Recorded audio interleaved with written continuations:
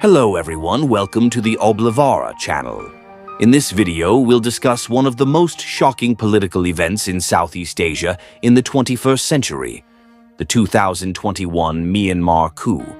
An event that shook Myanmar's fledgling democracy, created great tension within the country, and captured international attention. How did the military, having previously relinquished power, regain control? Let's explore this together. Myanmar, or Burma, is a country with a long history of military rule. For decades, since 1962, the military controlled almost all aspects of political life. However, in 2011, Myanmar began to open up. A semi-civilian government was established, and democracy slowly emerged. A key figure in this transition was Aung San Suu Kyi, a Nobel Peace Prize winner who has become a symbol of the struggle for democracy. However, the military retains significant constitutional power. 25% of parliamentary seats are automatically held by the military, and they retain full control over key ministries such as defense, home affairs, and border control. This means that Myanmar's democracy remains fragile and full of compromises. In November 2020, Myanmar held general elections. Aung San Suu Kyi's National League for Democracy, NLD party, won a landslide victory, winning over 80% of parliamentary seats. In contrast, the pro-military Union Solidarity and Development Party, USDP, secured only a small number of seats. The military refused to accept the results, alleging widespread fraud, although election bodies and independent observers found no significant evidence. Tensions between the military and the civilian government escalated sharply, leading to the coup. February 1, 2021, was a dark day in Myanmar's history. Early in the morning, the military acted swiftly. Aung San Suu Kyi, President Win Myint, and several NLD officials were arrested.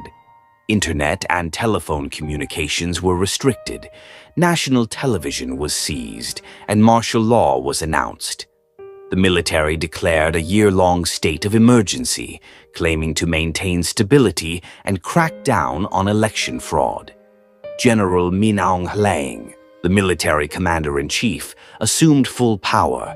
In one fell swoop, Myanmar's less than a decade-old democracy collapsed back into a military regime.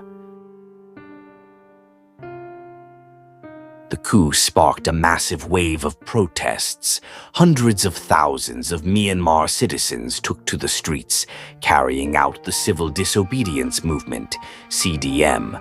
Civil servants refused to work. Teachers, doctors, and bank workers went on strike. Demonstrations were held in major cities such as Yangon, Mandalay, and Naypyidaw. The military responded with violence. Tear gas, rubber bullets, and even live ammunition were used to disperse the crowds. Casualties began to mount, and the international community strongly condemned this brutal crackdown. The Myanmar coup has garnered global attention. Western countries such as the United States, the United Kingdom, and the European Union have imposed economic sanctions on the military generals. However, international support has not been strong enough to force the military to resign.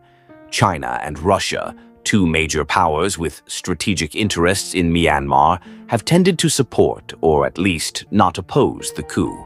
Myanmar's situation has become increasingly isolated. The economy has collapsed, and many foreign investors have withdrawn. Meanwhile, internal conflict has worsened, with ethnic armed groups joining the fight against the military.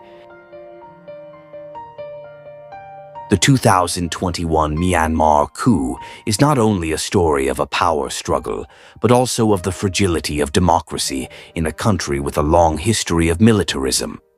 To this day, Myanmar remains mired in conflict, a humanitarian crisis, and the struggle of its people to regain democracy.